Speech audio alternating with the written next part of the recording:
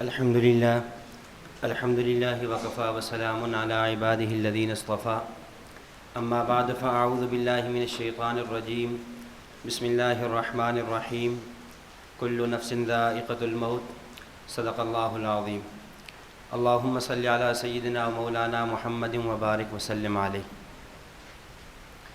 اسلام کی جو بنیاد ہے شریعت کی وہ 5 چیزوں پر ہے۔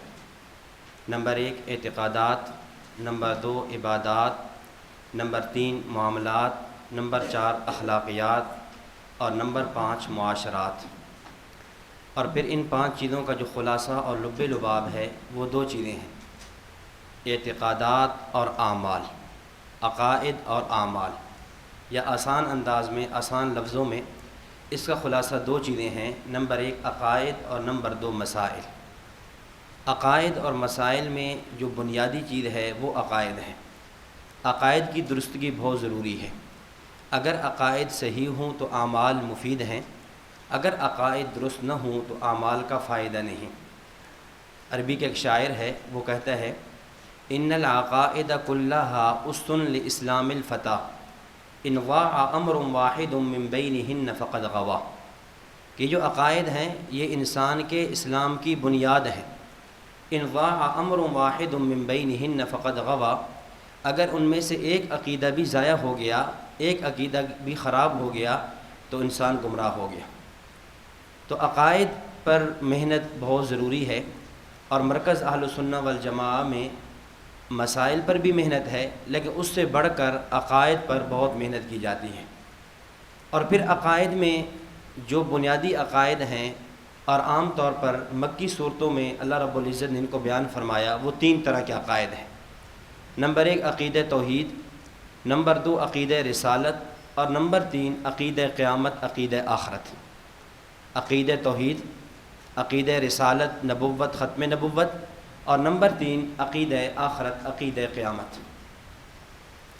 ہمارے ہاں ملک پاکستان میں 1957 میں ایک جماعت نے جن مسلمہ عقائد اور مسائل کا انکار کیا، یا اہل سنت والجماعت احناف دیوبند سے اختلاف کیا، وہ 5 طرح کے عقائد و مسائل تھے جن سے یہ لوگ ہم سے الگ ہوئے، جن سے ان لوگوں نے جمہور اہل سنت سے راہ فرار اختیار کی۔ وہ 5 طرح کے عقائد تھے۔ نمبر 1 عقیدہ ثواب و عذاب قبر، نمبر 2 حیات النبی صلی اللہ علیہ وسلم فی القبر، نمبر 3 استشفاء عند قبر النبی صلی اللہ علیہ وسلم، نمبر 4 توسل، اور نمبر 5 عرض اعمال۔ یہ 5 وہ عقائد تھے جن کا ان لوگوں نے انکار کیا، اختلاف کیا، ان میں عجیب و غریب تعویلات کر کے جمہور سے الگ راہ اختیار کر کے ایک نئی جماعت بنا لی، اور جماعت کا نام رکھ دیا اشاعۃ التوحید و سنہ۔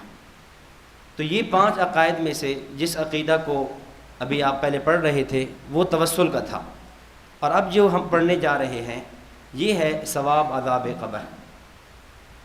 تو میں نے یہ جو بنیادی بات عرض کی کہ قرآن و سنت میں یا مکی صورتوں میں جن 3 عقائد کو بڑی تفصیل سے بیان فرمایا گیا ہے، ان میں سے ایک عقیدہ عقیدہ آخرت ہے، ایک عقیدہ عقیدہ قیامت ہے۔ پھر اگر آپ قیامت کی احادیث کی روشنی میں تفصیل میں جائیں تو قیامت کی 2 قسمیں ہیں، ایک ہے قیامت صغریٰ اور ایک ہے قیامت کبریٰ۔ قیامت صغریٰ کیا ہے؟ شخصی موت کا نام، شخصی انتقال کا نام، یہ قیامت صغریٰ ہے۔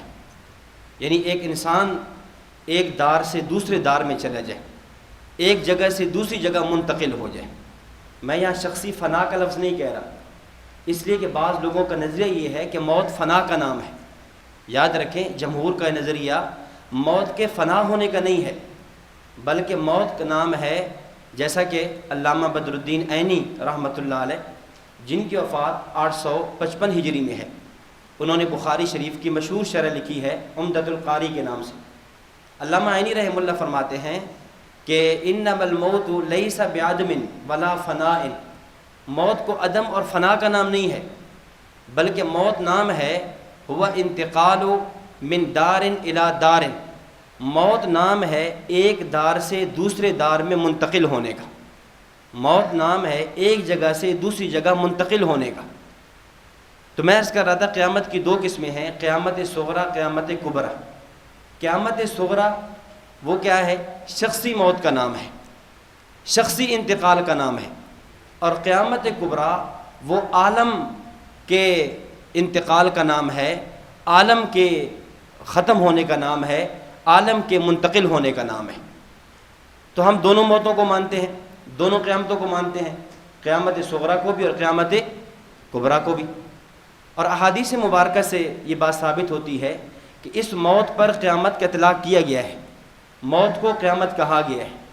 مسند بزار میں امام بزار رحمۃ اللہ علیہ نے ایک روایت نقل کی، فرماتے ہیں کہ من مات فقد قامت قیامت، کہ جو آدمی مر گیا اس پر قیامت واقع ہو گئی۔ تو معلوم یہ ہوا کہ موت کو بھی آپ قیامت کہہ سکتے ہیں۔ اسی طرح امام غزالی رحمۃ اللہ علیہ مشہور صوفی گزرے ہیں، ان کا قول جو علامہ عبدالرؤف مناوی رحمۃ اللہ علیہ مشہور محدث ہیں، انہوں نے فیض القدیر میں نقل کیا، وہ فرماتے ہیں کہ الموت هو القیامت الصغریٰ، کہ موت وہ قیامت صغریٰ کا نام ہے۔ تو ان دو روایتوں سے معلوم یہ ہوا کہ موت کو بھی آپ قیامت کہہ سکتے ہیں۔ اب یہاں اس فائل کو اور اس مسئلے کو شروع کرنے سے قبل ہم نے بطور تمہید کے 4 باتیں سمجھنی ہیں۔ اگر 4 باتیں یہ ہم سمجھ گئے، امید ہے انشاءاللہ یہ جو ثواب عذاب قبر پر موجودہ زمانے میں جو اشکالات، جو شبہات پیش کیے جاتے ہیں کہ ہم عذاب قبر کو نہیں مانتے، ہمارے نہ ماننے کی وجہ یہ ہے، یہ اشکالات ایک حد تک انشاءاللہ رفع ہو جائیں گے۔ اب وہ 4 باتیں آپ سمجھیں، اس کے بعد جو فائل میں لکھی ہوئی باتیں ہیں مختلف، ان کو انشاءاللہ ہم تفصیل سے باس ملائیں گے۔ اب پہلی چیز یہ سمجھیں کہ جب ہم نے کہا کہ قیامت کی 2 قسمیں ہیں، قیامت صغریٰ اور قیامت کبریٰ، قیامت کی کتنی قسمیں؟ 2، قیامت صغریٰ اور قیامت کبریٰ۔ آپ حضرات جانتے ہیں کہ جس وقت قرآن کریم کا نزول ہو رہا تھا، آپ علیہ الصلاۃ والسلام کے جو مخاطب تھے مشرکین مکہ، یہود اور نصارہ اور منافقین، بقول شاہ ولی اللہ محدث دہلوی رحمۃ اللہ علیہ کے الفوز الکبیر میں عام طور پر اس وقت جو مخاطب لوگ تھے یہ 4 لوگ تھے۔ جب قرآن کا نزول ہو رہا تھا اس وقت مشرکین مکہ نے قیامت کا انکار کیا۔ جب آیات نازل ہوئی قیامت ہے، قیامت آئے گی، قیامت کا وقوع ہے، اس وقت یہ لوگ انکار کر رہے تھے۔ اب ان انکار کی بنیاد کیا تھی؟ یہ لوگ کیوں انکار کرتے تھے؟ کیا ان کے انکار کی بنیاد کوئی نصوص تھی؟ کیا ان کے انکار کی بنیاد کسی سابقہ انبیاء کی تعلیمات تھی؟ یا ان کے انکار کی بنیاد کیا وجہ تھی؟ اگر قرآن و حدیث کا بغور مطالعہ کیا جائے تو ہمیں یہ بات سمجھ آتی ہے کہ ان لوگوں کے انکار کی جو بنیاد تھی وہ 2 چیزیں تھیں، نمبر 1 عقل، نمبر 2 نظر۔ یہ قیامت کو کیوں نہیں مان رہے تھے؟ نمبر 1 عقل پیش کرتے کہ بھئی کیسے ہو سکتا ہے من یحیی العظام فہی رمیم، کہ جب ہڈیاں بسیدہ ہو جائیں گی ان کو کون اٹھائے گا؟ اَإِنَّا لَمَرْدُودُونَ فِي الْحَافِرَةِ أَإِذَا كُنَّا عِظَامًا نَخِرَةً، جب سب کچھ ختم ہو جائے گا پھر کیسے ہم اٹھیں گے؟ تو وہ قیامت کو نہیں مان رہے تھے۔ بنیاد کیا تھی؟ عقل تھی کہ قیامت ہوگی، جنت ہوگی، جہنم ہوگی، حشر ہوگا، نشر ہوگا، حوض کوثر، شفاعت، یہ ساری چیزیں ہم نہیں مانتے۔ کیوں؟ یہ باتیں ہماری عقل میں نہیں آتی۔ اور نمبر 2 ہم قیامت کو نہیں مانتے کیوں؟ اس لیے کہ ہماری نظر میں نہیں آتی، ہم دیکھ نہیں سکتے۔ ہمارے سامنے کئی لوگ مرے، ابھی تک تو وہ زندہ نہیں ہوئے۔ فاتوا بآبائنا ان کنتم صادقین، پھر وہ یہ دلیل پیش کرتے کہ اگر آپ سچے ہیں کہ واقعتاً قیامت ہوگی تو ہمارے باپ دادا دنیا سے چلے گئے، آپ ان کو لے آؤ۔ تو اس سے معلوم یہ ہوا کہ جو لوگ قیامت کو نہیں مانتے تھے، قیامت کے منکر تھے، ان کی بنیاد کوئی نص نہیں تھی۔ ان کی بنیاد کیا تھی؟ 2 چیزیں تھیں، نمبر 1 عقل، نمبر 2 نظر۔ عقل اور نظر کی بنیاد پر وہ قیامت کا انکار کر رہے تھے۔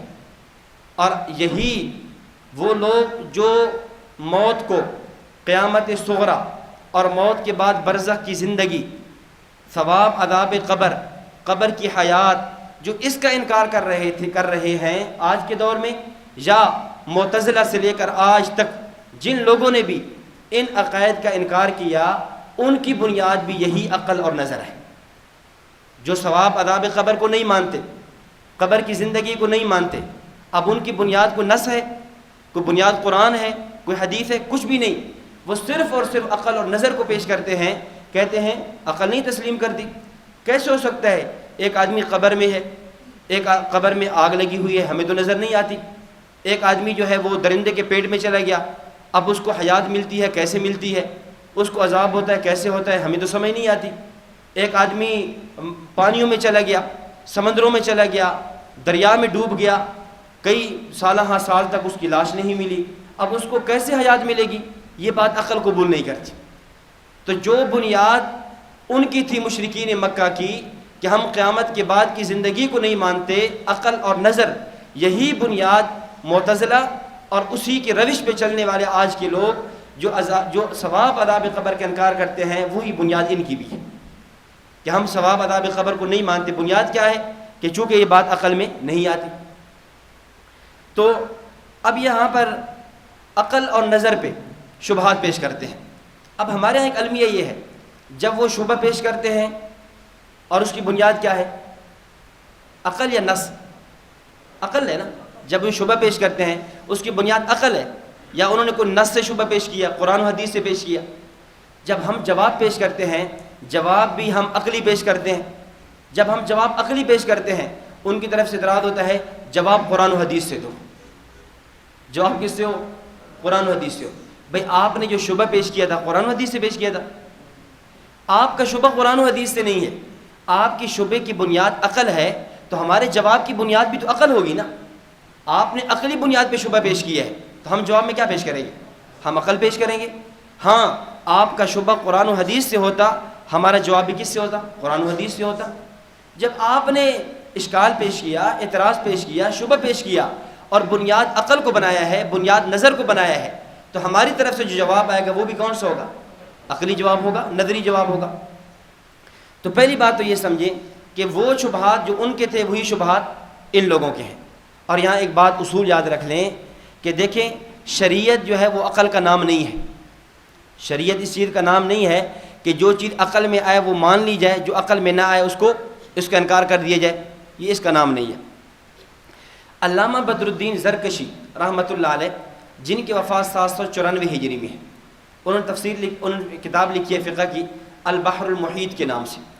اس کی پہلی جلد میں حضرت فرماتے ہیں اجمع اہل الملت ان النبی صادقا اذا اخبر خبرا لا يدركه العقل وجب الايمان به وتلقيهم، کہ اجمع اہل الملہ، کہ دنیا کے علماء کا اس بات پر اجماع ہے کہ ان النبی صادقا، جب نبی صادق نبی اکرم صلی اللہ علیہ وسلم اذا اخبر خبرا، جب خبر پیش کریں اور کوئی عقیدہ پیش کریں، نظریہ پیش کریں، لا یدرکہ العقل، اس کا عقل ادراک نہ کر سکتی ہو، تو وجب الایمان بھی، تب بھی اس پر ایمان لانا واجب ہے۔ اور آگے فرماتے ہیں وَتِلْكَ خَصِيصَةُ الایمان، یہی تو ایمان کی خصوصیت ہے، اسی چیز کا نام تو ایمان ہے کہ نبی اکرم صلی اللہ علیہ وسلم نے ایک بات فرما دی، عقل میں نہیں آئی، نظر میں نہیں آئی، ہم نے تب بھی کیا کر لی؟ قبول کر لی، یہی تو ایمان ہے۔ اور آگے اس کے آگے فرماتے ہیں والمعتزلہ انکروا العذاب القبر، معتزلہ نے عذاب قبر کا انکار کیا، معتزلہ نے جنت جہنم وغیرہ یہ چیزوں کا انکار کیا۔ اور کیوں انکار کیا؟ فرماتے ہیں کہ وقعوا فی قعر الضلال حیث عدلوا بالقول المعصوم، یہ معتزلہ گمراہیوں میں کیوں چلے گئے؟ اس لیے کہ انہوں نے معصوم نبی قول کے مقابلے میں عقل کو پیش کیا ہے۔ نبی معصوم صلی اللہ علیہ وسلم کے قول کے مقابلے میں کیا پیش کیا؟ عقل پیش کیا، جس کی بنیاد پر یہ لوگ کس میں چلے گئے؟ گمراہیوں میں چلے گئے۔ اس سے معلوم یہ ہوا کہ عقل میں آئے تب بھی مانے، عقل میں نہ آئے تب بھی مانے، اس کا نام ہے دین۔ عقل میں آئے مان جائیں گے، عقل میں نہیں آئے گا نہیں مانیں گے، اس کا نام ایمان نہیں ہے، اس کا نام دین نہیں ہے، اس کا نام عقل پرستی ہے۔ اور یہ جو متجددین ہیں، مستشرقین ہیں، حضرت تھانوی رحمۃ اللہ علیہ نے امداد الفتاویٰ کی 5ویں جلد میں جب سر سید احمد خان کی نظریات کا رد کیا، ملحدین کے نظریات کا رد کیا، تو حضرت نے بنیاد یہی رکھی کہ یہ وہ لوگ ہیں جو عقل پرست ہیں، جن کی بنیاد عقل ہے، یہ جب بھی کسی چیز کا انکار کرتے ہیں تو بنیاد کس کو پیش کرتے ہیں؟ عقل کو پیش کرتے ہیں۔ تو آج بھی ثواب عذاب قبر کا جو لوگ انکار کرنے والے ہیں ان کی بنیاد کیا ہے؟ عقل ہے۔ نمبر 2، دوسری بات سمجھیں، یہ جو اشکالات ہوتے ہیں کہ جی ثواب عذاب قبر ہے تو نظر کیوں نہیں آتا؟ ایک ہی قبر کے اندر جو ہے 2 بندے مدفون ہیں، ایک کافر ہے ایک مومن ہے، کافر کو عذاب ہے، مومن کو ثواب ہے، اکٹھے ایک ہی قبر میں عذاب اور ثواب جمع کیسے؟ ایک مردہ جو ہے وہ جانور کے پیٹ میں ہے، وہ معذب ہے، اس کو عذاب ہو رہا ہے، پھر جانور کے پیٹ کو درد کیوں نہیں ہوتا؟ یہ جو اشکالات کی بنیاد ہے، اس میں دوسرا اصول ذہن میں رکھیں۔ اصول یہ ہے کہ عام طور پر انسان کے جو ذرائع علم ہیں، جس سے انسان کو علم حاصل ہوتا ہے، وہ دو ہیں۔ یعنی جب بھی آدمی کوئی چیز آدمی کے علم میں آتی ہے، معلومات میں آتی ہے، اس کی بنیاد دو ہیں۔ نمبر ایک حواس خمسہ اور نمبر دو عقل۔ حواس خمسہ چھونا ہے، چکھنا ہے، سننا ہے، سونگھنا ہے، دیکھنا ہے، یہ حواس خمسہ ہیں۔ یعنی جب بھی مجھے کسی چیز کا علم ہوا، آپ کو علم ہوا، تو اس کی بنیاد کیا ہوگی؟ ان 5 حواس میں سے کوئی حادثہ ہوگا، وہ آپ کو بتائے گا کہ یہ میٹھا ہے، یہ کڑوا ہے، یہ سخت ہے، یہ نرم ہے، یہ حواس بتائیں گے۔ یا دوسری چیز پھر کیا ہوگی؟ عقل ہوگی۔ تو انسان یہ امتی کے حواس ہیں، آلات علم، یہ دو چیزیں ہیں، یا حواس خمسہ سے پتہ چلے گا، یا پھر کس سے پتہ چلے گا؟ عقل سے پتہ چلے گا۔ نبی اکرم صلی اللہ علیہ وسلم ہوں یا آپ سے پہلے انبیاء کرام علیہ السلام ہوں، نبی کو اللہ تعالیٰ جب حواس علم عطا فرماتے ہیں تو ان دو سے بڑھ کر ایک اور حادثہ عطا فرماتے ہیں۔ نبی کو جب اللہ تعالیٰ حواس عطا فرماتے ہیں علم کے، یعنی علم کے جو آلات عطا فرماتے ہیں، ان دو سے بڑھ کر ایک اور اعلیٰ ہوتا ہے، اور وہ اعلیٰ کیا ہے؟ وہ وحی ہے۔ وہ کیا ہے؟ وحی ہے۔ امتی کے آلات علم دو ہیں، حواس اور عقل، اور نبی کے آلات علم حواس اور عقل سے بڑھ کر تیسری چیز کیا ہے؟ وحی ہے۔ دنیا میں ایسا ممکن ہوتا ہے کہ ایک آدمی کے پاس ایک اعلیٰ علم ہو اور دوسرا نہ ہو۔ مثال کے طور پہ ایک ہم ہیں، ہمارے پاس یہ آلات علم ہے، ہم سے بڑھ کر ایک ہے فلکیات والے، وہ ہمیں خبر دے دیتے ہیں کہ فلاں دن بارش ہوگی، فلاں دن یہ ہوگا، وہ جو بتا رہے ہوتے ہیں۔ اب ہم ان کا انکار نہیں کرتے، کیوں؟ ہمارے ذہن میں یہ بات ہوتی ہے کہ ان کے پاس ایک اور اعلیٰ علم ہے، وہ ہے دوربین، جو ہمارے پاس نہیں ہے۔ ہم نے کبھی انکار کیا ہے؟ کبھی ہم نے یہ کہا کہ وہ کیسے بتا رہے ہیں کہ جی خبر ہے، یہ ہے، بتا رہے ہیں۔ ڈاکٹر جو ہے وہ الٹرا ساؤنڈ کر کے بچے کی جو ہے نا وہ جنس کی تعین کر رہے ہوتے ہیں، بچہ صحیح ہے، سالم الاوا ہے، ناقص الاوا ہے، وہ تعین کر رہے ہوتے ہیں۔ اب کیا اس پر ہمارے پاس دلیل کیا ہوتی ہے؟ صرف یہی کہ ایک اعلیٰ علم ان کے پاس اضافی ہے۔ جب اعلیٰ علم ان کے پاس اضافی ہے تو ہم ان کی بات مان لیتے ہیں۔ اور نبی اکرم صلی اللہ علیہ وسلم کے پاس ایک اور اعلیٰ علم ہے، اور وہ کیا ہے؟ وہی ہے۔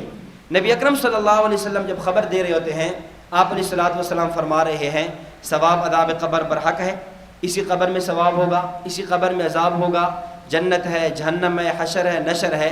اب اس کو نہیں مانا جاتا، اور دلیل کیا پیش کی جاتی ہے؟ اس پہ آپ عقل پیش کریں۔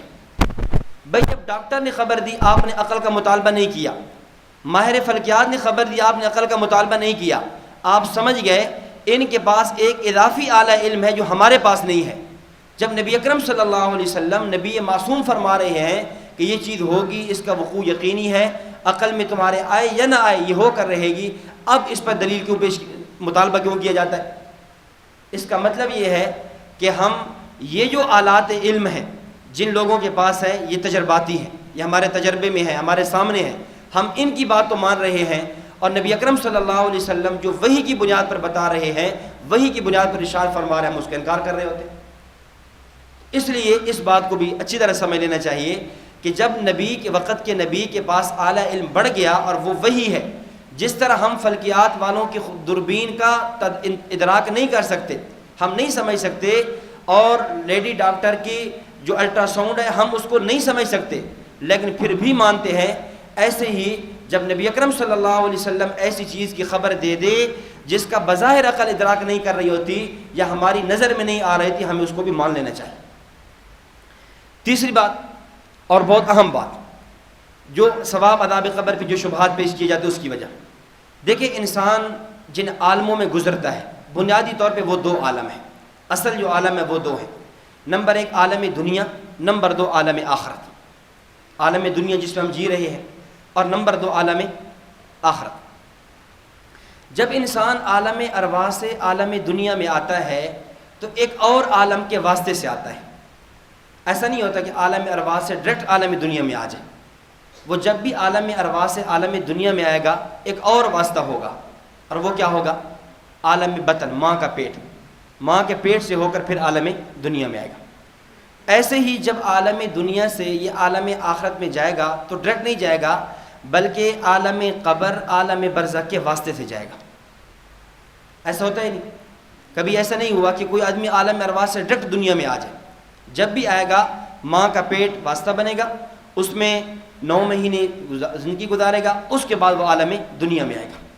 اور جب عالم دنیا سے یہ بندہ عالم آخرت میں جائے گا تو ڈائریکٹ نہیں جائے گا، بلکہ درمیان میں برزخ کا، قبر کا واسطہ ہوگا، اس کے بعد جائے گا۔ آج ہمارے زمانے میں جب انسان عالم بطن میں ہو، ماں کے پیٹ میں ہو، ڈاکٹر بھی کہتے ہیں، سائنس بھی کہتی ہے، ہر بندے کا تجربہ بھی کہتا ہے کہ ماں کے پیٹ میں انسان کم از کم 4-5 ماہ زندہ رہتا ہے، چونکہ 4 ماہ بعد روح پھونکی جاتی ہے اور 4-5 مہینے اس کو حیات ملتی ہے، اس کے بعد یہ عالم دنیا میں آ جاتا ہے۔ عالم دنیا سے عالم قبر میں، عالم قبر سے عالم آخرت میں۔ اور حدیث کے مطابق حضرت براء بن عازب رضی اللہ تعالیٰ عنہ کی روایت ہے، اپنے مقام پہ آ جائے گی، کئی کتابوں میں، سنن ابی داؤد میں ہے، سنن الکبری البیہقی میں ہے، مسند بزار میں ہے، کئی ایک کتابوں میں یہ روایت موجود ہے۔ وہاں الفاظ ہیں، نبی اکرم صلی اللہ علیہ وسلم نے فرمایا فتعاد روحہ الی جسدہ، روح کو جسم میں لٹایا جاتا ہے۔ اب یہاں جب عالم ماں کے پیٹ سے گزرا تو اس وقت کی حیات اس کو سارے مانتے ہیں، لیکن جب عالم دنیا سے عالم آخرت میں جاتے ہوئے درمیان میں عالم برزخ آیا اور اس کی حیات کا انکار کیا جاتا ہے، اور بنیاد کیا پیش کی جاتی ہے کہ جی قبر ہے، بند ہے، وہاں سانس نہیں گھٹتا، قبر ہے وہاں رزق کیسے پہنچتا ہے، قبر ہے وہاں پر جو ہے وہ جو وہاں خوراک کیسے ملتی ہے۔ اب یہی شبہات ہیں۔ اب سوال یہ ہے کہ جب یہ بندہ عالم ارواح سے عالم دنیا میں آیا تھا ماں کے پیٹ کے واسطے سے، کیا ماں کے پیٹ میں دم نہیں گھٹتا؟ وہاں رزق کیسے پہنچتا ہے؟ وہاں یہ 5 ماہ زندہ کیسے رہتا ہے؟ کبھی اشکال ہوا ہے؟ نہیں۔ لیکن یہی جب عالم برزخ کے واسطے سے عالم آخرت میں جا رہا ہوتا ہے، اب قبر پہ اشکالات شروع ہو جاتے ہیں کہ یہ قبر میں کے پیٹ کے اندر ہے، گڑے میں ہے، سانس نہیں گھٹتا، دم نہیں گھٹتا، کیسے زندہ ہے؟ تو ماں کے پیٹ کی زندگی تو مان لی، لیکن قبر کے پیٹ کی زندگی نہیں مانی۔ ڈاکٹر کے کہنے پر، سائنس کے کہنے پر ماں کے پیٹ کی زندگی ماننے کے لیے تیار ہو گئے، اور نبی معصوم صلی اللہ علیہ وسلم کے فرمانے پر قبر کے پیٹ کی زندگی ماننے کے لیے تیار نہیں ہوئے۔ یعنی آپ اس سے اندازہ فرمائیں عقل پرستی کی انتہا۔ جب ماننے پہ آئے تو ڈاکٹر کی بات مان گئے، اور نہ ماننے پہ آئے تو نبی اکرم صلی اللہ علیہ وسلم کی صریح احادیث کے انکار کر بیٹھے اور کہتے ہم قبر نہیں مانتے، کیوں؟ ہماری عقل قبول نہیں کرتی۔ یہ کیسے ہو سکتا ہے؟ تو اس لیے اس بات کو اچھی طرح سمجھ لیں۔ اور پھر یہ جو اشکالات ہیں، آج آپ ان لوگوں کو کلپ سنیں گے، ایک مولوی صاحب ان کا دنیا سے چلا گیا ہے، امام بخاری رحمۃ اللہ علیہ کے خلاف کتاب لکھ دی، قرآن مقدس بخاری محدث کے نام سے، صحیح بخاری پر اعتراضات کیے کہ بخاری کی روایات قرآن کے خلاف ہے۔ اب اس کے کلپ ہے، کہتا ہے کہ میں ان کو، یعنی ہمارے بارے میں کہتا ہے، دیوبندیوں کو عدالت میں گھسیٹ کے لے جاؤں گا اور میں ان سے ثابت کروں گا، یہ بتاؤ کہ جب تم نے نبی اکرم صلی اللہ علیہ وسلم کی قبر کی زندگی مانی ہے تو پھر نبوت کی عمر 63 سال نہیں ہوئی، نبی کی عمر تو پھر 1463 سال ہو گئی۔ اب یہ وہ مجمع بیان کرتا ہے، مجمع بھی آگے ماشاءاللہ جو ہے نا اللہ اکبر سبحان اللہ کہہ رہا ہے، بھئی شیخ صاحب نے، مولانا صاحب نے بڑی دلیل پیش کر دی، کہتے تم نے ثابت کرنا ہوگا کہ پھر نبوت کی عمر 63 سال نہیں 1463 سال ہے، کیونکہ 1400 سال قبر کی زندگی ہے۔ اب ہم اسے کہتے ہیں کہ بھئی بات یہ ہے کہ ماں کے پیٹ کی جو زندگی ہے یہ تم مانتے ہو یا نہیں مانتے؟ اور یہ بات بھی واضح ہے کہ 4 مہینے بعد روح ڈالی جاتی ہے۔ تو نبی اکرم صلی اللہ علیہ وسلم جب حضرت آمنہ رضی اللہ عنہا کے بطن میں تھے تو 4 مہینے بعد روح مبارک ڈالی گئی تھی نا، جب ڈالی گئی تھی تو 5 ماہ آپ علیہ الصلوۃ والسلام حضرت آمنہ کے بطن میں زندہ تھے یا نہیں؟ جب زندہ تھے تو اب یہ جو زندگی ہے آپ علیہ الصلوۃ والسلام کی عمر مبارک کی زندگی ہے، اس میں وہ 5 مہینے شامل کریں گے؟ یا چلے نبی علیہ السلام کی بات چھوڑ دیں، عام امتی کی بات کریں۔ جب کوئی آدمی اپنی عمر بتاتا ہے، اپنی عمر کو، اپنی عمر میں وہ 5 مہینے شامل کرتا ہے یا عمر کو وہاں سے شروع کرتا ہے جہاں سے جس دن سے اس کی پیدائش ہوئی ہے؟ اب وہ 5 مہینے کیا ماں کے پیٹ میں مردہ تھا؟ زندہ تھا، لیکن شامل کیوں نہیں کرتا؟ تم بھی کہو گے اس لیے کہ وہ عالم اور ہے، یہ عالم اور ہے۔ ہم اس عمر کو شامل نہیں کریں گے، کیوں؟ عالم بدل گیا، وہ عالم اور یہ عالم اور۔ جب عمر کا اعتبار ہوگا اس عالم کا ہوگا، اس طرح ہم کہتے ہیں مولانا ہم بھی نبی علیہ الصلوۃ والسلام کی عمر مبارک کو 63 سال کہہ رہے ہیں، اس لیے کہ قبر کی جو زندگی ہے، جو آپ علیہ السلام قبر کے اندر آرام فرما رہے ہیں، زندہ ہیں، یہ عالم اور ہے، وہ عالم اور ہے۔ اس عالم کو اس عالم میں شامل نہیں کیا جا سکتا۔ اچھا چلے اس سے اور آسان مثال، ہمارا عقیدہ، اہل اسلام کا عقیدہ، حضرت عیسیٰ علیہ الصلوۃ والسلام آسمانوں پر زندہ ہے یا نہیں؟ زندہ ہے، اور کئی 1400 سال نبی علیہ السلام کو ہو گئے، 500 سال پہلے کے ہیں، گویا تقریباً 2000 سال سے عیسیٰ علیہ الصلوۃ والسلام آسمانوں پر زندہ ہے۔ اب عیسیٰ علیہ السلام تشریف لائیں گے، روایات میں آتا ہے عیسیٰ علیہ السلام یہاں زندگی گزاریں گے، تقریباً 120 سال کی عمر میں انتقال فرما جائیں گے۔ اب یہ جو 120 سال فرمایا گیا ہے، یہ جو ہزاروں سال زندہ ہیں اور مزید پتہ نہیں کتنا زندہ رہیں گے، یہ ہزاروں سال شامل کیوں نہیں کرتے؟ حدیث 120 سال کیوں کہہ رہی ہے؟ اس کا مطلب یہ ہے عیسیٰ علیہ الصلوۃ والسلام مردہ نہیں ہیں زندہ، لیکن یہ عالم اور ہے، وہ عالم اور ہے۔ ایک عالم کے احکام کو دوسرے عالم پر منطبق کرنا، ایک عالم کی مثالیں دوسرے عالم پہ لے جانا، یہ عقل پرستی اور بے دینی ہو سکتی ہے، اور حماقت تو ہو سکتی ہے، سمجھداری اور ذکاوت نہیں ہو سکتی۔ اس لیے ہم نبی اکرم صلی اللہ علیہ وسلم کو جو قبر میں زندہ مانتے ہیں، یہ اور عالم ہے۔ آپ عالم دنیا میں زندہ تھے، یہ اور عالم ہے۔ آپ عالم بطن میں تھے، یہ اور عالم ہے۔ عالم ارواح میں تھے، یہ اور عالم ہے۔ عالم آخرت میں ہوں گے، جنت میں ہوں گے، یہ اور عالم ہوگا۔ عالم کے بدلنے سے احوال بدل جایا کرتے ہیں، اس میں کون سی اشکال کی بات ہے؟ اس کے بعد ایک عام سا ان کا شبہ سمجھے، جو عام مشہور پیش کیا جاتا ہے، شبہ پیش کیا جاتا ہے کہ جی اگر عذاب قبر ہے تو نظر کیوں نہیں آتا؟ اگر قبر کا عذاب ہے تو نظر کیوں نہیں آتا؟ ہم کہتے ہیں دیکھیں، انسان جس دنیا میں جیتا ہے، یہ جو دنیا ہے، یہ جو دنیا کے بعد آگے برزخ شروع ہوتا ہے، یہ جو برزخ ہے یہ عالم دنیا کا تتمہ ہے، تتمہ اور تکملہ، اور عالم آخرت کا مقدمہ اور تمہید ہے۔ جس طرح میں نے عرض کیا کہ عالم ارواح سے ڈائریکٹ دنیا میں نہیں آتے، ماں کے پیٹ کے واسطے سے دنیا میں آتے ہیں، ایسے ہی دنیا سے آخرت میں ڈائریکٹ نہیں جاتے بلکہ قبر کے واسطے سے جاتے ہیں۔ یہ جو عالم برزخ ہے یہ دنیا کی زندگی کا تتمہ اور تکملہ ہے، اور آخرت کی زندگی کا مقدمہ اور تمہید ہے۔ احادیث ہمیں یہ بتلاتی ہیں، اس پہ صریح نصوص موجود ہیں، جب انسان پر موت آتی ہے، موت کے وقت فرشتے آتے ہیں اور آ کر جو ہے، اگر یہ معذب ہے اس کو مارتے ہیں، یہ چیختا ہے، یہ چلاتا ہے، یہ اس وقت کی بات ہے جب یہ بندہ ہمارے سامنے موجود ہوتا ہے۔ سوال یہ ہے کیا یہ ساری چیزیں ہم میں سے کسی نے دیکھی ہیں یا کوئی دیکھ سکتا ہے؟ جب انسان مرنے لگتا ہے تو حدیثیں بتاتی ہیں کہ فرشتے جب روح قبض کرنے آتے ہیں تو وہ مارتے ہیں اور لوہے کے گھوس لے کر آتے ہیں۔ نیک ہے تو جنت کی خوشبوئیں آنی شروع ہو جاتی ہیں، فرشتوں کی جماعت کو وہ دیکھتا ہے، وہ خوش ہوتا ہے۔ نیک ہے تو خوشیوں کی انتہا نہیں رہتی، گناہ گار ہے تو اس کی حسرتیں اور آرزویں بڑھ جاتی ہیں۔ یہ ساری باتیں احادیث میں آ رہی ہیں۔ کیا جب یہ میت ابھی تک اس پہ موت نہیں آئی اور موت کی کیفیت شروع ہے، یہ چیز ہم دیکھ رہے ہوتے ہیں؟ نہیں دیکھتے، لیکن کیا نہ دیکھنے کی بنیاد پر انکار کر دیا جاتا ہے؟ کیوں؟ اس لیے ہم کہتے ہیں یہ عالم ختم ہو کر نیا عالم شروع ہونے لگا ہے، اس لیے یہ چیزیں گو کہ ہمیں نظر نہیں آتی لیکن پھر بھی ہم ان کو مانیں گے۔ جب عالم دنیا کا تتمہ ہو رہا ہے، ختم ہو رہا ہے، ہمیں چیزیں نظر نہیں آ رہی، اس کے باوجود ہم اس کو مان رہے ہیں۔ کیوں؟ اس لیے کہ یہ نیا عالم شروع ہو رہا ہے، اور جب نئے عالم برزخ میں جا چکا ہے پھر یہ کہنا کہ عذاب قبر ہے تو نظر نہیں آتا اور ہم نہیں مانتے۔ اگر انکار کرنا ہے پھر اس کا بھی انکار کر دو، نظر تو یہ بھی نہیں آ رہے۔ بلکہ اس سے آگے بڑھ کر اگر نظر ہی کو بنیاد بنانا ہے، عقل ہی کو بنیاد بنانا ہے، تو پھر فرشتوں کا بھی انکار کر دو، نظر تو وہ بھی نہیں آتے۔ سر سید صاحب نے فرشتوں کا انکار کر دیا، کیوں؟ نظر نہیں آتے۔ جنات کا انکار کر دیا، کیوں؟ نظر نہیں آتے۔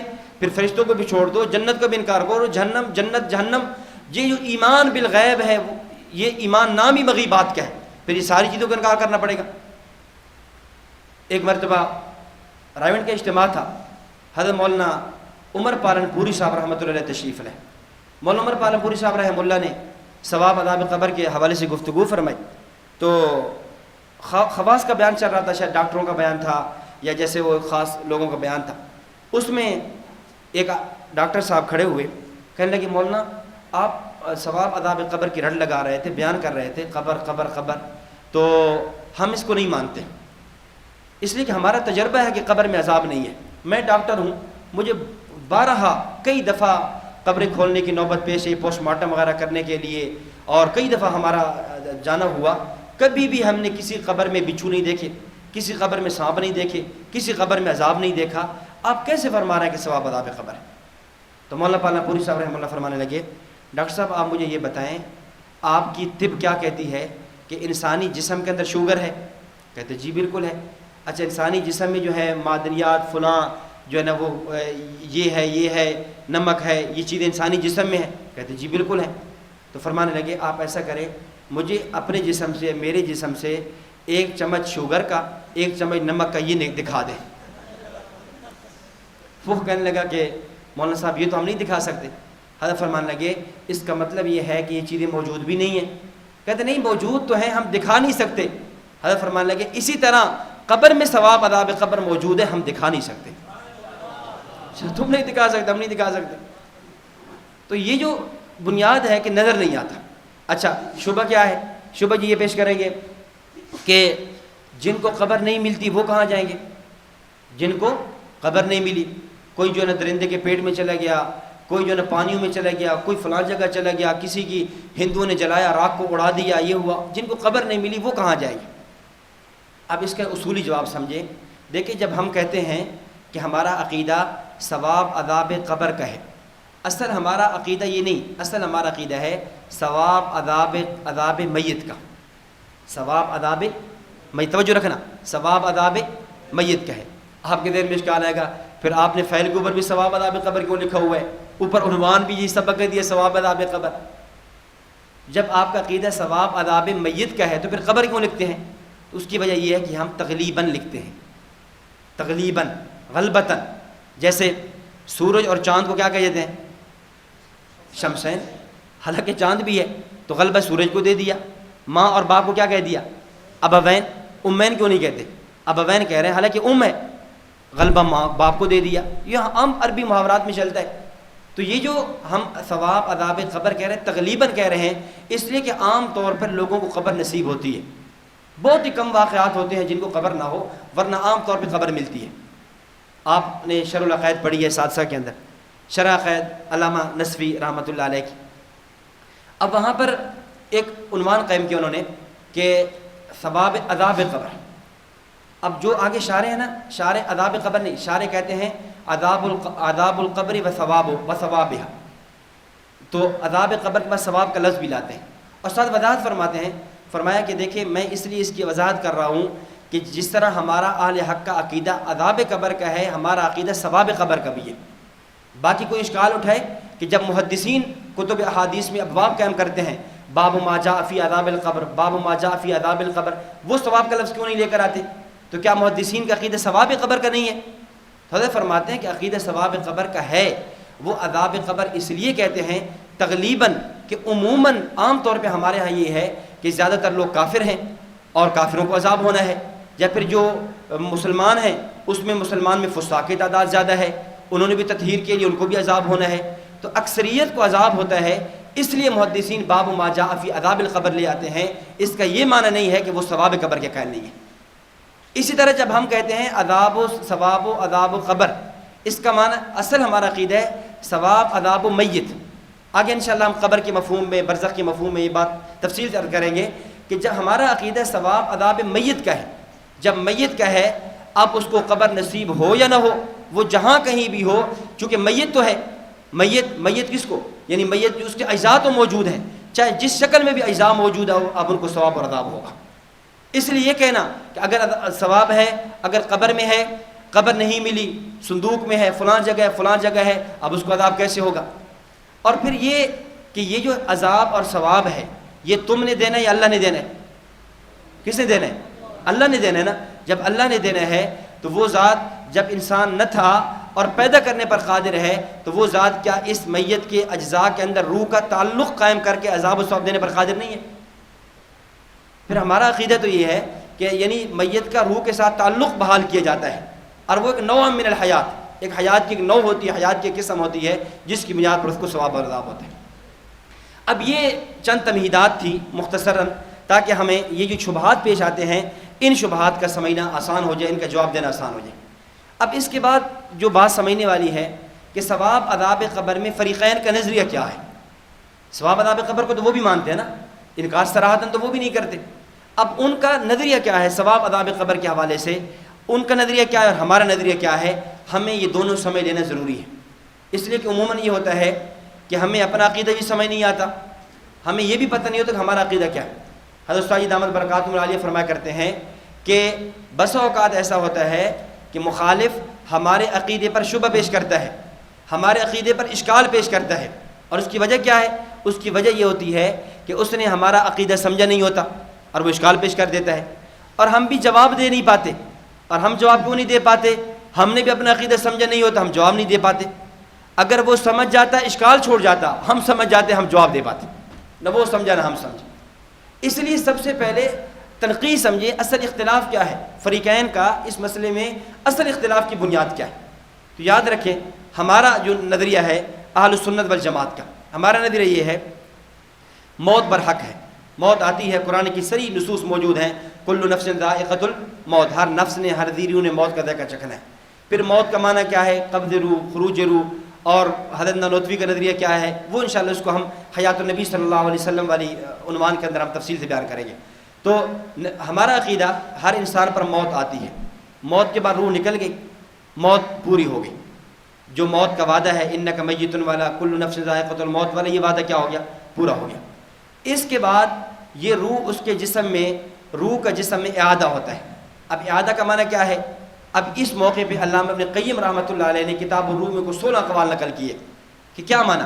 فرماتے ہیں کہ ان تمام اقوال کا خلاصہ یہ ہے کہ روح اور جسم کا تعلق ہوتا ہے، یعنی روح کہاں ہوتی ہے؟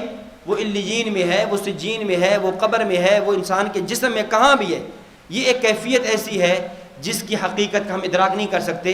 اتنا عقیدہ رکھنا ضروری ہے کہ روح انسان کی جسم سے نکل گئی، نکلنے کے بعد روح کا جسم سے تعلق بحال کر دیا گیا، اور یہ تعلق اتنا ہے کہ جس سے یہ انسان لذت کو اور تکلیف کو، اگر نعمت والا ہے، جنت والا ہے تو لذت کو محسوس کرے گا، اور اگر جہنم والا ہے، معذب ہے تو عذاب کو محسوس کرے گا۔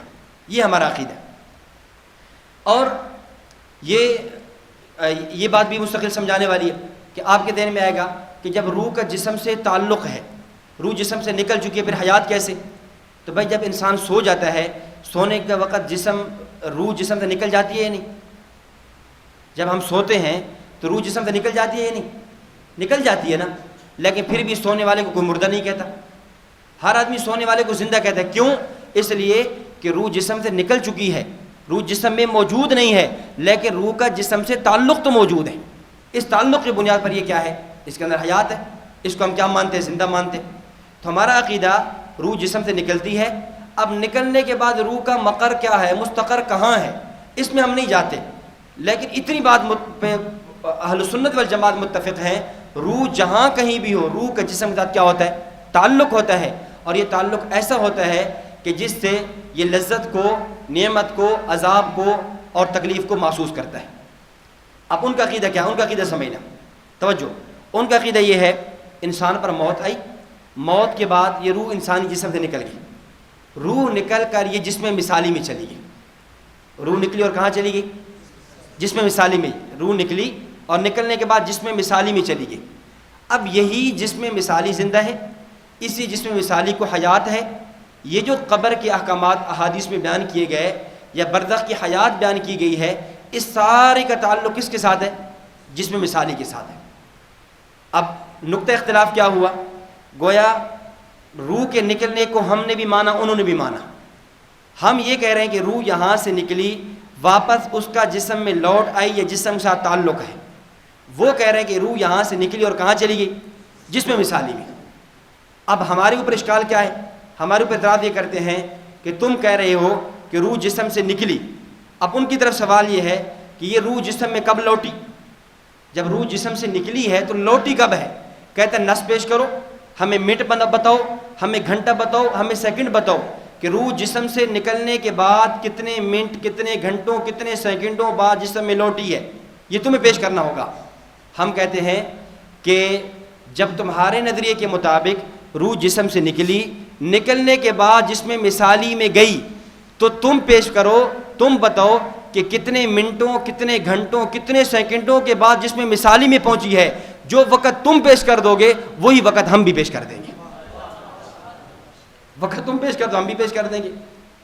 جو اگر یہ تنقید سمجھ جائیں گے، جو اشکال ہمارے نظریے پہ کرتے چلے جائیں گے وہی اشکال ان کے نظریے پہ ہوتا چلے جائے گا. اللہ اکبر. مولانا بدر عالم میرٹھی رحمۃ اللہ علیہ نے ترجمان السنہ کے اندر ایک بات لکھی ہے. حضرت فرماتے ہیں کہ بہت سے لوگ ایسے ہیں جو صحیح عقائد کو چھوڑ جاتے ہیں عقول کی بنیاد پر، نظر کی بنیاد پر، شبہات کی بنیاد پر، کہ ہم صحیح عقیدے کو نہیں مانتے. کیوں؟ یہ شبہ ہے، یہ شبہ ہے. اب صحیح عقیدے کو چھوڑ کر انہوں نے باطل عقیدہ، باطل نظریہ اپنایا. جب باطل نظریہ اپناتے ہیں تو جو شبہات اور جو شکوک، عقلی شبہات اور شکوک صحیح عقیدے پر وارد ہو رہے تھے، اس سے بڑھ کے کئی شکوک اور شبہات ان کے غلط نظریے پر پیش آ جاتے ہیں. اب نظریہ انہوں نے کیوں چھوڑا تھا؟ عقل کی بنیاد پر، شبہات کی بنیاد پر، اور وہی شبہات غلط نظریے پر بھی موجود ہیں. تو تم نے اس لیے یہ اچھا ایک اور شبہ کیا پیش کرتے ہیں؟ شبہ یہ ہے کہ اگر ہم ثواب عذاب قبر کو مان لیں، کہتے اگر ہم قبر کی زندگی کو مان لیں تو پھر حیاتیں، قرآن کہتے ہیں حیاتیں دو ہیں، زندگیاں دو ہیں. اگر قبر کی زندگی مان لیں تو زندگیاں بن جائیں گی تین، اور یہ ربنا امتنا اثنتین واحییتنا اثنتین کے خلاف ہو جائے گا. اشکال کیا ہے ان کی طرف سے؟ قرآن کہتے ہیں ربنا امتنا اثنتین واحییتنا اثنتین، کہ اے اللہ آپ نے ہمیں دو زندگیاں دی، دو موتیں دی. اب دو زندگیاں کون سی ہیں؟ ایک زندگی عالم دنیا کی ہے جو اصل زندگی، اور ایک زندگی عالم آخرت کی ہے. اور دو موتیں دی. ایک موت یہ جو آئے گی، اور ایک جب انسان عدم میں تھا، جب انسان کا وجود ہی نہیں تھا، وہ موت ہے. ایک وہ موت ہو گئی، اور یہ ایک انسان جب دنیا کو عالم برزخ میں جائے گا، ایک موت یہ ہو گئی. اب ان کی طرف سے اشکال یہ ہے اگر ہم ثواب عذاب قبر کو مان لیں، قبر کی زندگی کو مان لیں، تو اب موتیں، زندگیاں دو نہیں، زندگیاں بن جائیں گی تین. زندگیاں کتنی بن جائیں گی؟ یہ ان کا اشکال پیش کرو. تین بن جائیں گی. نمبر ایک دنیا کی، نمبر دو برزخ کی، اور نمبر تین آخرت کی. جب زندگیاں تین ہو گئی، یہ آیت کریمہ ربنا امتنا اثنتین واحییتنا اثنتین کے خلاف ہے. ہم نے جواب دیا، ہم کہتے ہیں اگر ثواب عذاب قبر کو مانیں اور مان کر زندگیاں بن جائیں تین، ربنا امتنا اثنتین واحییتنا اثنتین کے خلاف ہو جائے، تو جو تم نے جس میں مثالی میں حیات مانی، جس میں مثالی میں زندگی مانی، یہ ربنا امتنا اثنتین واحییتنا اثنتین کے خلاف کیوں نہیں ہے؟ اگر ہمارے عقیدے کی بنیاد پر زندگیاں تین بن جاتی ہیں تو حیات تو تم نے بھی مانی ہے. فرق اتنا ہے، تم نے مانی جس میں مثالی میں، ہم نے مانی اسی قبر میں. تو اگر ہمارے ماننے پر زندگیاں تین ہو کر یہ آیت کریمہ کے خلاف ہو جاتا ہے، جو تو تم نے جس میں مثالی مان لیا، تو یہ اس آیت کریمہ کے خلاف کیوں نہیں ہوگا؟ حالانکہ اس کا آسان سا جواب موجود تھا، اصولی جواب موجود تھا کہ قرآن نے جو بات کی ہے امتنا اثنتین واحییتنا اثنتین، کہ دو موتیں، دو زندگیاں، اس دو زندگیوں سے مراد کیا ہے؟ تصرف کی زندگی، متصرف کھلی ظاہری زندگی، اور وہ دو ہی ہیں، ایک عالم دنیا اور ایک عالم آخرت. باقی جو قبر کی زندگی ہے وہ مستقل نہیں ہے. جو قبر کی زندگی ہے، برزخ کی زندگی ہے، وہ مستقل نہیں ہے. وہ ہم کیا کہہ رہے ہیں؟ وہ ایک واسطہ ہے. وہ عالم دنیا کا تکملہ ہے، عالم دنیا کا تتمہ ہے، اور عالم آخرت کا مقدمہ اور تمہید ہے. اب اس میں کون سی اشکال کی بات ہے؟ تو الغرض جو اشکال وہ آپ پر پیش کریں گے، اگر یہ نظریہ آپ کے سامنے ہوگا، وہی اشکال کن پر پیش آئے گا؟ ان پہ پیش آئے گا. اب جب ہم ثواب عذاب قبر کی بات کریں اور وہ یہ کہیں کہ یہ نظر نہیں آتی، تو ہم کہیں گے وہ جس میں مثالی والی زندگی نظر تو وہ بھی نہیں آتی.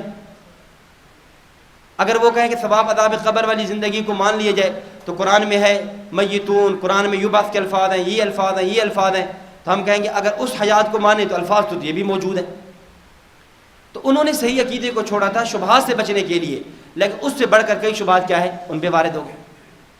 اور ایک بات اور سمجھیں کہ یہ جو ہم جب کتب کا مطالعہ کریں گے، ہمارے ہاں کتابوں میں ہمیں ثواب عذاب قبر کے حوالے سے، قبر کی زندگی کے حوالے سے مختلف الفاظ ملیں گے. یہ میں ان کا دو خرچ کرنے لگا ہوں، اس کو اچھی طرح سمجھ لیں. کہیں پر آپ کو ملے گا کہ یہ جو قبر کی زندگی ہے، اس پہ لفظ استعمال ہوگا حیات جسمانی، کئی لفظ ہوگا حیات روحانی، کہیں لفظ ہوگا حیات دنیوی، کہیں پہ لفظ ہوگا حیات حسی، کہیں پہ لفظ ہوگا حیات برزخی. یہ الفاظ مختلف ہوں گے. کہیں حیات دنیوی کا لفظ ملے گا، کہیں حیات برزخی کا لفظ ملے گا، کہیں حیات روحانی کا لفظ ملے گا، کہیں حیات معنوی کا لفظ ملے گا. جب یہ مختلف الفاظ ملیں گے، اب ان لوگوں کی طرف سے اشکال کیا ہوگا؟ یہ کہیں گے کہ تم تو حیات دنیوی مان رہے تھے، تمہارے فلاں اکابر نے حیات روحانی لکھ دیا. تم تو حیات روحانی مان رہے تھے، تمہارے فلاں اکابر نے حیات برزخی لکھ دیا. تو اس طرح وہ یوں ہمارے اکابر کے اقوال کے اندر اختلاف پیش کریں گے کہ حضرت تھانوی یہ فرما رہے ہیں، حضرت کاندھلوی یہ فرما رہے ہیں، مولانا عبدالحق حقانی یہ فرما رہے ہیں، تم یہ کہہ رہے ہو، تمہارا عقیدہ ایک نہیں ہے. اشکال سمجھ آ گئی؟ اس کا جواب سمجھے اور اصولی بات سمجھیں کہ جب یہ الفاظ آپ کو کتابوں میں مختلف نظر آئیں گے، کہیں حیات دنیوی ہوگا، کہیں حیات جسمانی ہوگا، کہیں حیات روحانی ہوگا، کہیں حیات حسی ہوگا، کہیں حیات برزخی ہوگا، تو یہ ایک نزاع لفظی ہے. یہ کیا ہے؟ نزاع لفظی ہے، یہ حقیقی اختلاف نہیں ہے.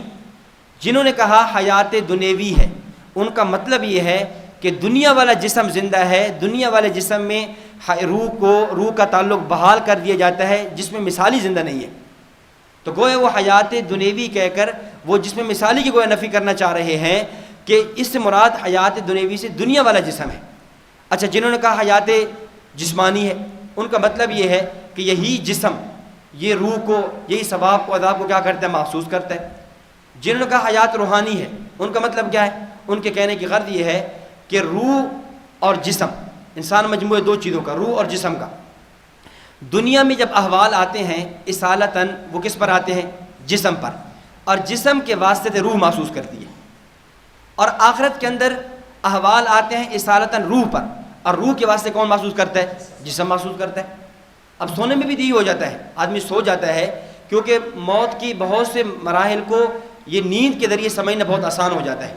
اور موت میں بھی ایک حالت طاری ہوتی ہے روح پر، آدمی خواب دیکھتا ہے ڈرونا ڈر جاتا ہے، لیکن جب بیدار ہوتا ہے اس کی پورے جسم پہ پسینہ ہوتا ہے.